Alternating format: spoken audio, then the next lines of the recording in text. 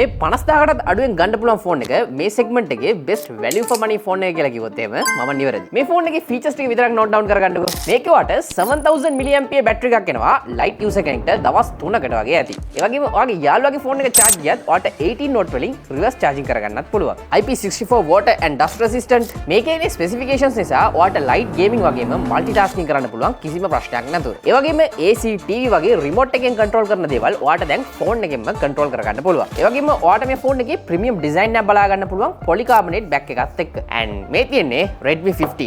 මේක ඔයාට ලංකාවේ දැන් 50000කටත් අඩුවෙන් මිලදී ගන්න පුළුවන්. ඒ වගේම 6.9 inch full HD plus display එකක් with 144Hz refresh rate එක ඔයාට මේකේ බලා ගන්න පුළුවන්. FHD plus නිසා ඔයාට content consume කරන්න ගොඩක් හොඳයි. ඊට අමතරව ඔයාට 50 megapixel AI powered camera එකක් බලා ගන්න පුළුවන් and මේ තියෙන්නේ මං ගත්තු photo samples. ඒ වගේම flagship phones වල එන AI features උත් ඔයාට මේක හරහා බලා ගන්න පුළුවන්. Out of the box HyperOS 2 powered by Android 15. So overall මේ ෆෝන් එක බලනකොට price එකට real value for money and මේක ඔයාට authorized Xiaomi resellers ලගේ දැන් මිලදී ගන්න පුළුවන්. එහෙමම Xiaomi ලගේ page එක follow කරන්න අමතක කරන්න එපා.